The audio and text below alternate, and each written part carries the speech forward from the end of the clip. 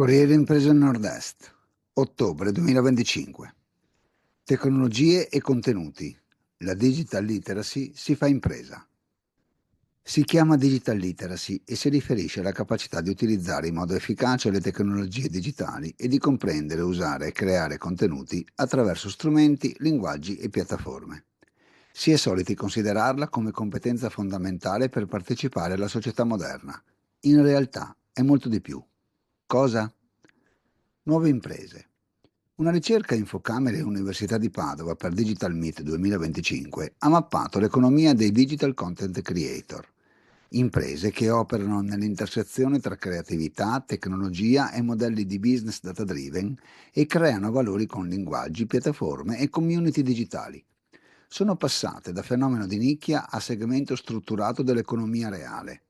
Oltre 25.000 imprese in Italia, più 185% dal 2015 al 2024, e in Veneto ce ne sono circa 1.700, tra le 5 regioni più attive. La digital literacy, che si fa impresa, trasforma la reputazione individuale in capitale relazionale e la creatività in valore economico.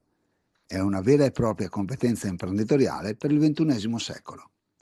Core e ibride. La ricerca distingue i digital content creator in due categorie. Core, che operano in settori intrinsecamente legati alla creazione dei contenuti come audiovisivi, gestione di piattaforme digitali, comunicazione e marketing.